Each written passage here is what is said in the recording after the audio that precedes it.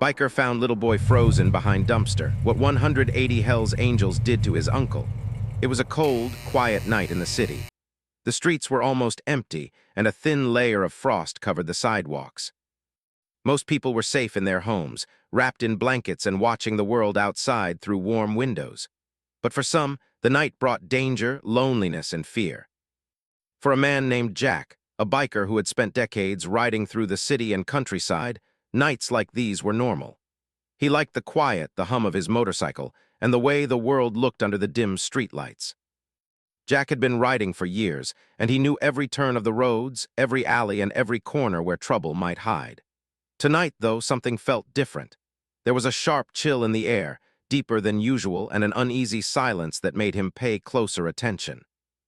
As he rode down a narrow street in an industrial part of the city, he noticed a faint sound, a soft, almost unnoticeable whimper coming from somewhere nearby. At first, he thought it might be the wind or a stray animal. But as he slowed his bike and listened carefully, he realized it was a sound that could not be ignored. It was a cry, a small voice, weak and trembling. Jack's instincts kicked in immediately. He parked his bike and got off, scanning the dark corners of the street. The light from a nearby street lamp flickered, casting long shadows that made the buildings look taller and more intimidating than they really were. Jack followed the sound, stepping carefully over broken pavement and discarded trash. Then he saw it.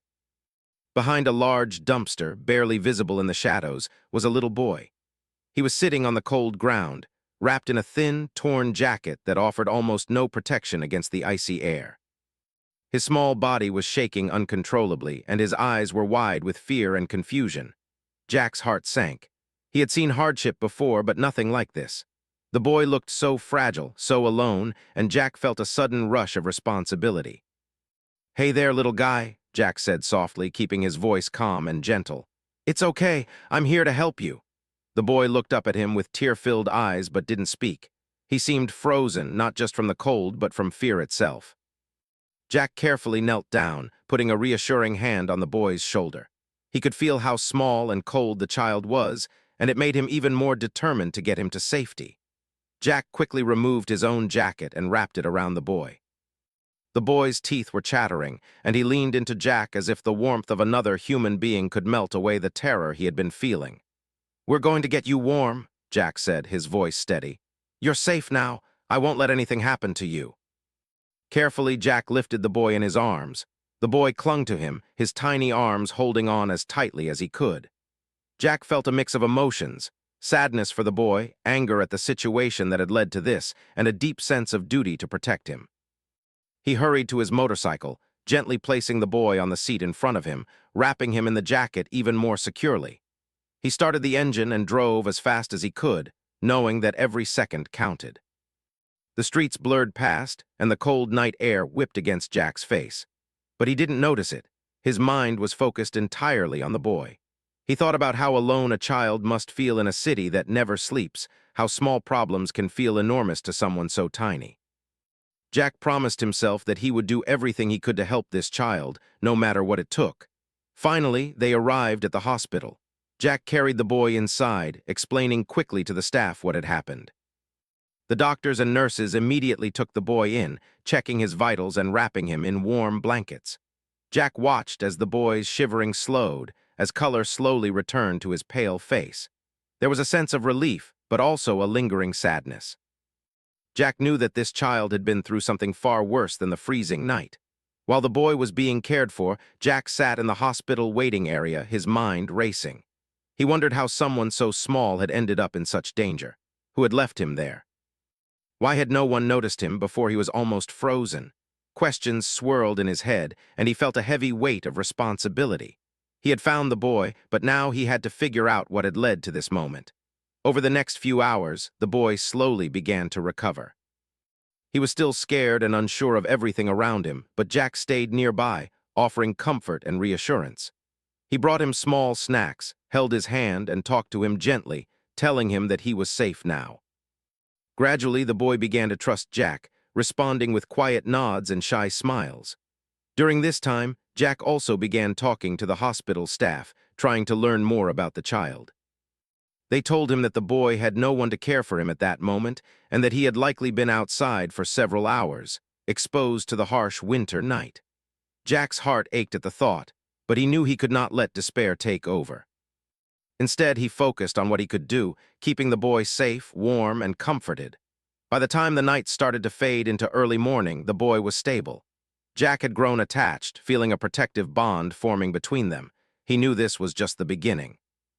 There were bigger questions to answer, but for now, the most important thing was that the boy had survived. Jack promised himself that he would not rest until he had found answers and made sure that no harm would come to the child again. As he left the hospital for a short rest, Jack thought about how a simple ride on a cold night had changed everything. One small act, stopping to investigate a sound, had saved a life. He realized that sometimes, being in the right place at the right time was more than luck. It was an opportunity to do something meaningful, something that could change the course of someone's life forever. That night stayed with Jack forever. It was a reminder that even in a world that could be cold and harsh, one person's courage, kindness, and willingness to act could make a difference. And though the boy's journey was far from over, Jack knew that the first, most important step had already been taken. He had found the child, brought him to safety, and offered hope when there was almost none left.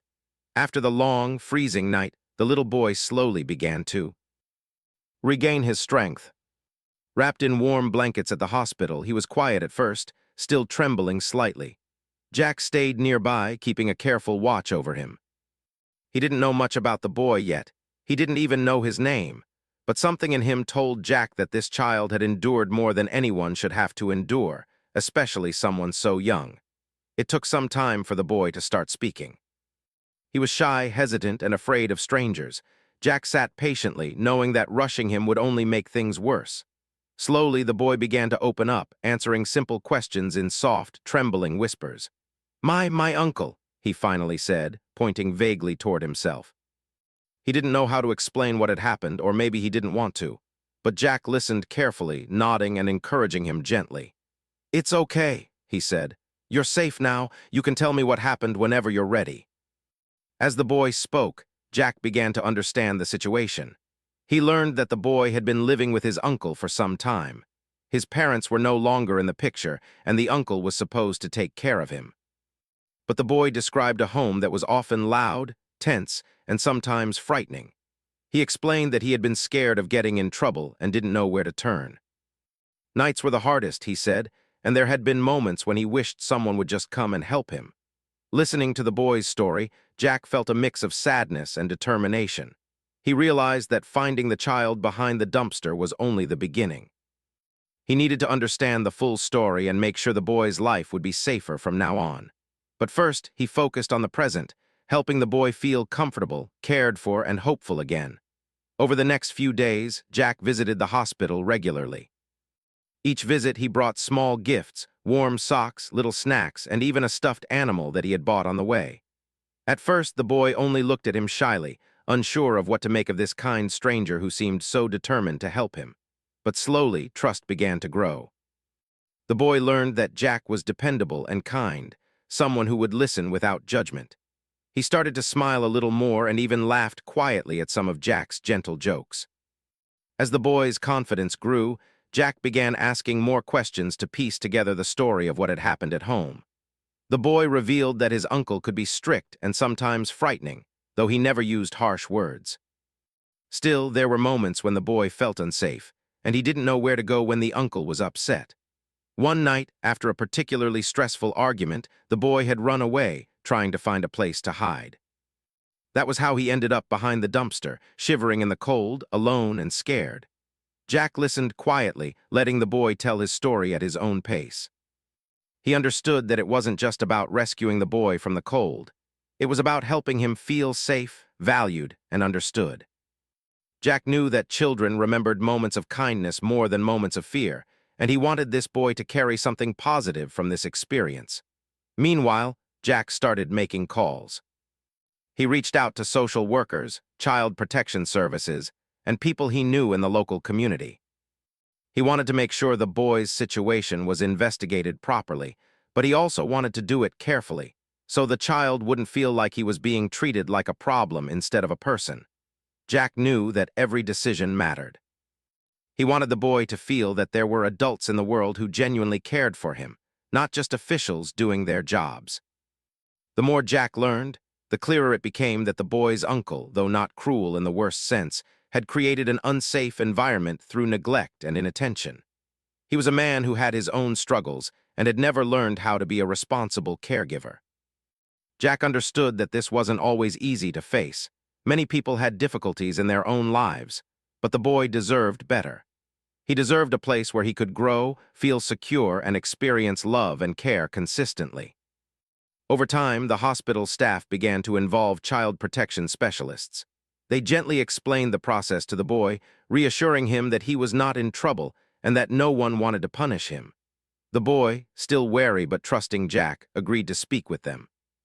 He described his uncle's behavior honestly but carefully, not wanting to get anyone in serious trouble.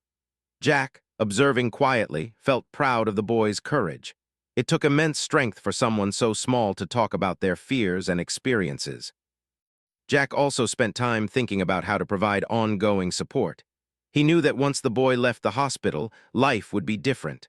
There would be adjustments, perhaps a temporary placement with relatives or a foster family. But Jack wanted the boy to feel that he had at least one person in his life who would always be there for him, someone who believed in him no matter what. He made a promise in his heart that he would remain a supportive presence, checking in regularly and making sure the boy didn't feel abandoned again. During one of his visits, the boy finally shared his name, Ethan. The name felt small but full of hope.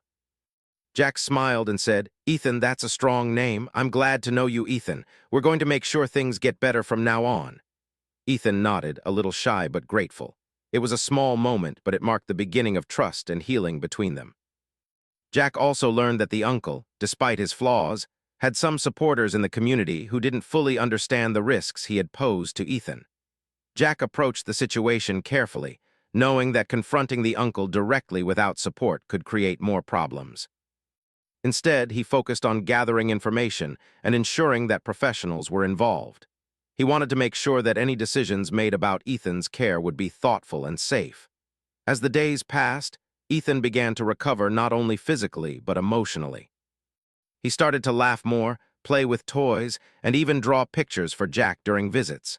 Jack kept a small notebook where he recorded these moments, small victories that showed Ethan was beginning to feel secure and valued. Every drawing, every smile, every word spoken freely felt like a step toward a better life. One afternoon, while sitting in the hospital garden, Jack asked Ethan what he wanted most. Ethan hesitated, then whispered, "I want a home where I feel safe." Jack nodded, feeling the weight of that simple wish. He realized that providing safety wasn't just about walls or locks, it was about trust, consistency, and care. He promised himself that he would do everything in his power to help Ethan find that kind of home, one where the boy could grow, laugh, and thrive without fear. Jack also began to consider the long-term effects of what had happened. He knew that children who experienced fear, neglect, or loneliness could carry those feelings into adulthood. But he also knew that kindness, attention, and genuine care could counteract much of that pain. Jack decided that he would not only focus on ensuring Ethan's immediate safety, but also provide guidance and support as he grew older. He would be a mentor, a friend, and a steady presence in a life that had been so uncertain. Throughout this time, the bond between Jack and Ethan deepened. Jack was amazed at how resilient the little boy was. Despite everything he had been through, Ethan showed courage, curiosity, and a desire to connect with others. Jack realized that he wasn't just helping Ethan survive the immediate danger. He was helping him build confidence and hope for the future. And in turn, Jack found that the experience had changed him as well. He felt a renewed sense of purpose, understanding that one small act of kindness could have a ripple effect far beyond what anyone could imagine. By the end of Part 2, Ethan had begun to smile regularly, respond eagerly to Jack's visits, and even tell small stories about his day. The hospital staff were impressed with his progress, noting that he seemed calmer, happier, and more confident. Jack felt a quiet sense of accomplishment, but he knew that this was just the beginning. There were still questions to answer, decisions to make, and steps to take to ensure Ethan's long-term safety. But for now, the most important thing had been achieved. Ethan was safe, warm, and beginning to trust again. He had survived a frightening night, and with Jack's support, he had started to heal. The bond they shared was growing stronger every day, built on patience, care, and understanding. And Jack knew that as long as he remained by Ethan's side, the little boy could face the challenges ahead with courage and hope, knowing that he was no longer alone in the world.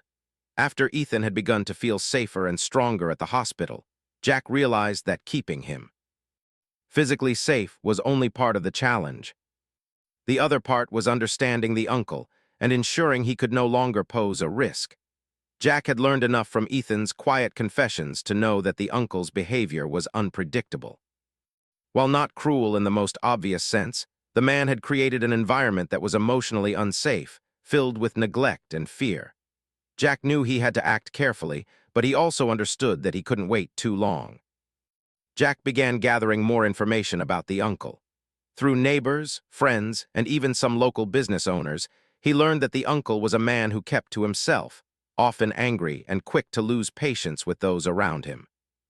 Yet he also had connections in the community, people who respected him for reasons Jack didn't yet understand.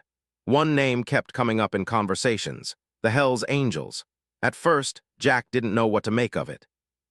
He had heard of the group before, mostly stories about their tough image and strong loyalty to one another. But he also learned that, in some neighborhoods, they were seen as protectors of those who were vulnerable. It seemed that the uncle's actions, or perhaps just the risk he posed to Ethan, had come to their attention, and the community expected them to respond. One evening, Jack received a call from a local contact. "Jack," the voice said quietly, "I think you need to know. The Hells Angels are planning to get involved. They've heard about the boy, and they want to make sure he's safe." Jack's first reaction was a mix of surprise and caution. He knew that involving anyone, especially a large group like that, could bring unpredictable consequences. But he also understood the power of their influence. Sometimes, people who were unreachable through ordinary channels could be persuaded or guided when such a group intervened. Jack agreed to meet with a representative to understand their intentions. The meeting was tense but calm. A man named Tom, clearly a leader in the chapter, explained their perspective. "We've heard about the boy," Tom said. "Nobody should have to suffer like that. He's a child and he deserves protection. We're going to make sure he's safe, and we'll handle things in our way." Jack listened carefully, noticing that despite their rough appearance, there was a strong moral code behind their words. They were not seeking trouble for trouble's sake. They wanted to stop a risk and ensure justice. Jack shared what he knew about the uncle, carefully explaining Ethan's story without exaggerating. Tom nodded as he listened. "We understand," he said.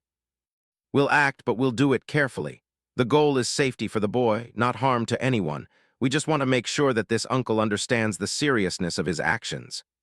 In the following days, the Hells Angels began their quiet intervention. It wasn't violent or destructive.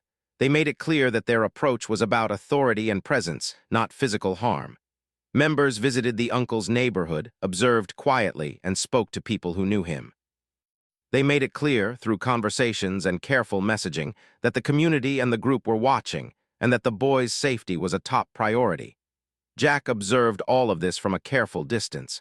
He felt a mix of relief and nervousness.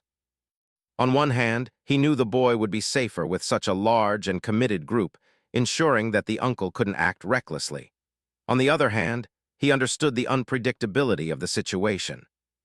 The Hells Angels were known for their strong presence and strict principles, and Jack had no doubt they would not tolerate any threat to Ethan. Meanwhile, the uncle began to feel the pressure. At first, he didn't understand why people were acting differently around him. He noticed the presence of members of the Hells Angels in the neighborhood, watching, talking quietly among themselves. He received gentle warnings, often in ways that made it clear his actions were under scrutiny. The message was unmistakable: change your behavior or face consequences, not through direct confrontation, but through a network of careful observation. Ethan, meanwhile, continued to recover at the hospital, unaware of the full scope of what was happening outside. He trusted Jack completely now, holding his hand during visits and even starting to speak more confidently about his experiences. Jack made sure to shield him from the stress and tension surrounding the uncle. He wanted Ethan to focus on healing, learning to feel safe, and regaining a sense of normalcy. The Hells Angels' approach was methodical. They didn't rely on intimidation alone. They coordinated with local authorities and social workers, ensuring that the uncle's behavior was documented and monitored. Their presence acted as a safeguard, giving everyone involved a sense of security. For the uncle, this was a turning point. He realized that he could no longer act carelessly or ignore his responsibilities. The combination of community attention, professional oversight, and the Hells Angels' presence forced him to reconsider his choices. Jack watched this unfold, reflecting on the unusual but effective collaboration.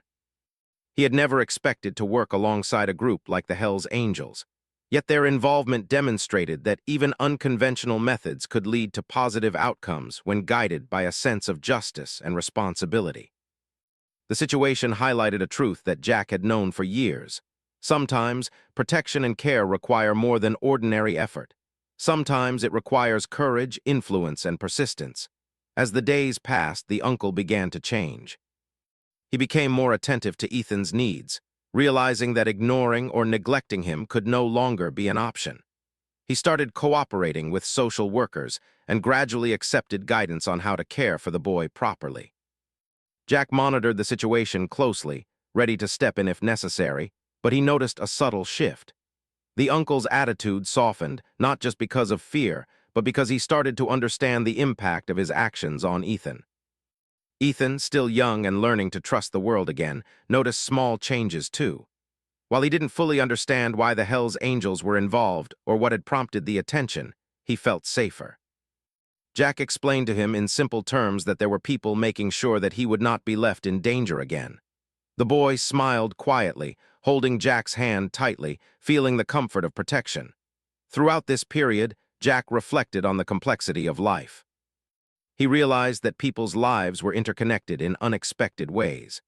A single act of kindness, stopping to help a child on a freezing night, had triggered a series of events involving not only professionals and social workers, but also a large community group. The boy's safety had become a shared responsibility, and Jack felt both pride and humility in seeing how people could come together for a common good. Finally, after careful observation and gradual change, the Hells Angels stepped back slightly, confident that their intervention had made a difference.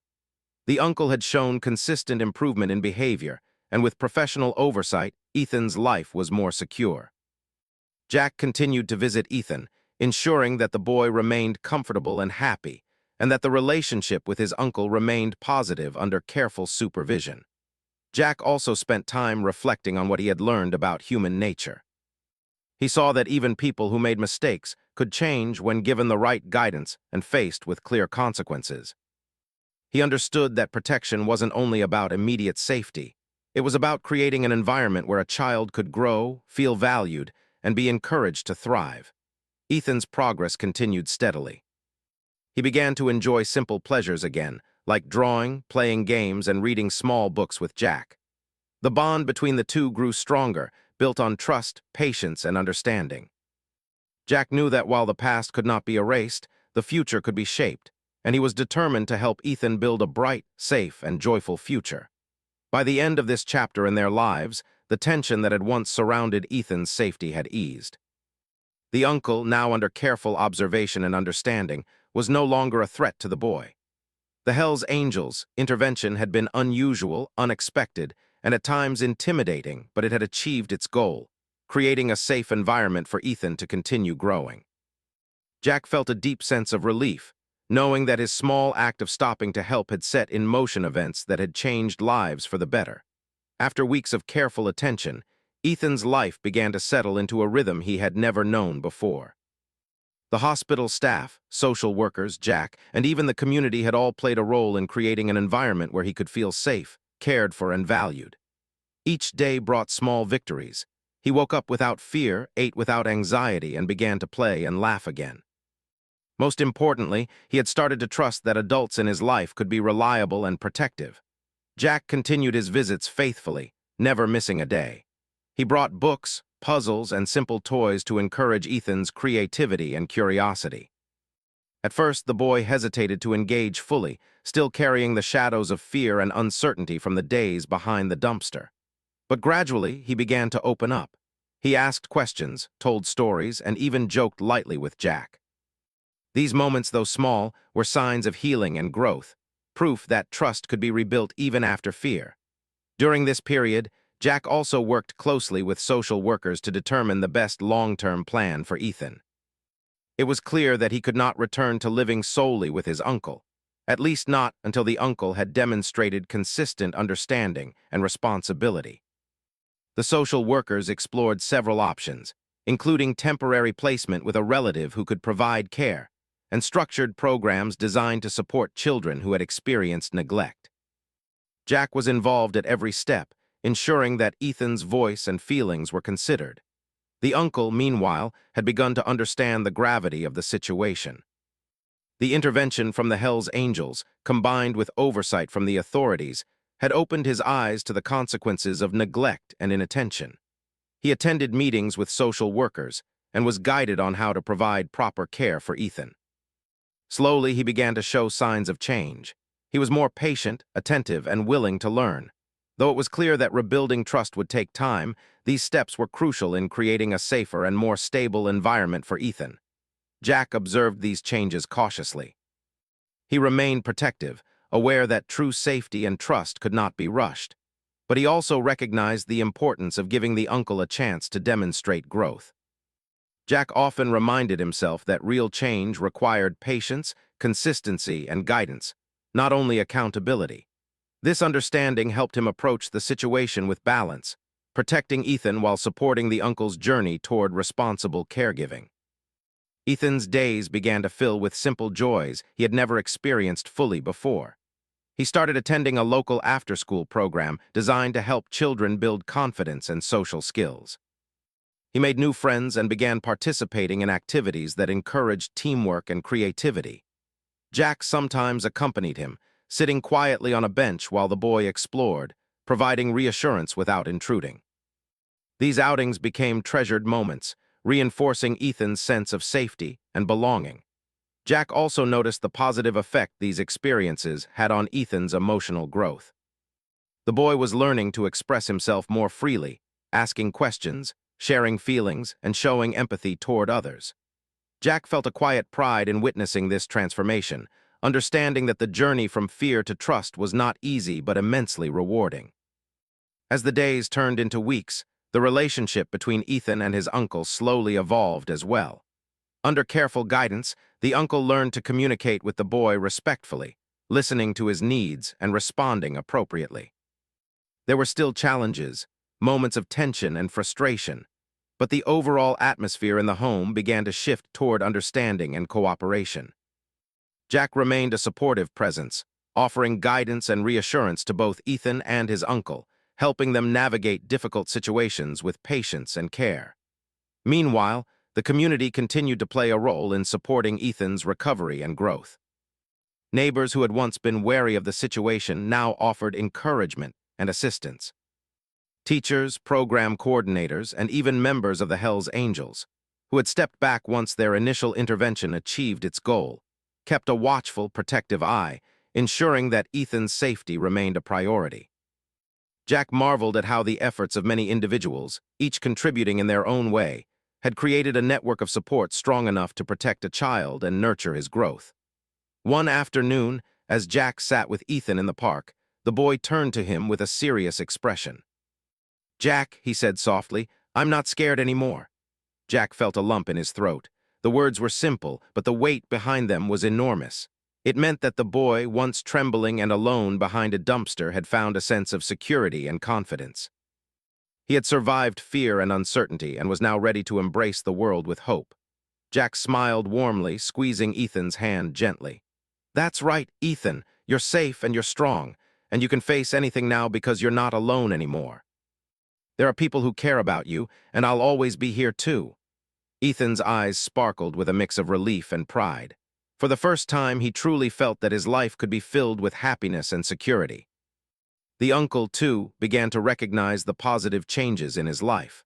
Watching Ethan grow and respond to care and attention helped him reflect on his past behavior.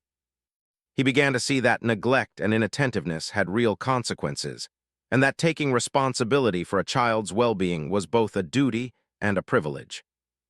While he had been resistant at first, the combined support of professionals, community members, and Jack's guidance gradually helped him embrace a more positive and attentive role in Ethan's life. Over time, Jack worked to teach Ethan about resilience, empathy, and the importance of helping others. They spent afternoons drawing pictures, building small projects, and even helping organize little acts of kindness for neighbors. Jack wanted Ethan to understand that the world could be both challenging and beautiful, and that positive actions, no matter how small, could make a real difference. Through these lessons, Ethan learned that while he had once been vulnerable, he could now contribute to the world in meaningful ways. As the weeks turned into months, Ethan's growth was visible to everyone.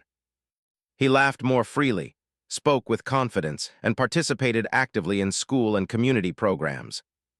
Jack often reflected on how far the boy had come, from shivering behind a dumpster in the freezing night to walking confidently through the park, smiling, playing, and planning small adventures. The transformation was remarkable, a testament to resilience, love, and the support of caring individuals. Jack also thought about the larger lessons of the experience. One small act of kindness, the decision to stop and investigate a sound on a cold night, had set off a chain of events that had changed multiple lives. Ethan had been saved, nurtured, and guided toward a better future. The uncle had begun to learn responsibility and care. The community had come together in an extraordinary way. Jack realized that even in a world filled with challenges, compassion and courage could ripple outward, creating change far beyond what anyone could imagine. As Ethan's life began to stabilize, Jack knew it was time to reflect on the journey they had shared. He understood that while the immediate crisis was over, the lessons, growth, and bonds formed would last a lifetime.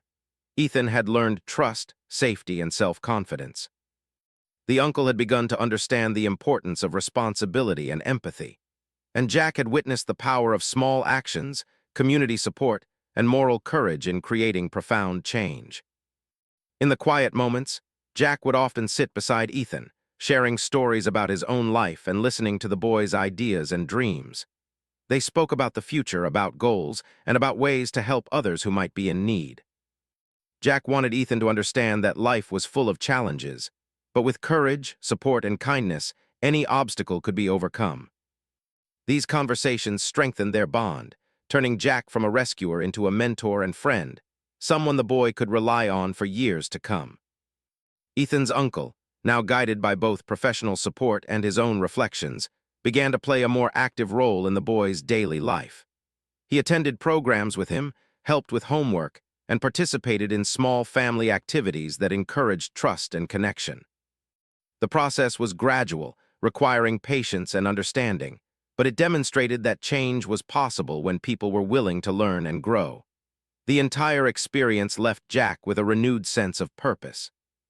He realized that heroism didn't always mean grand gestures or dramatic actions.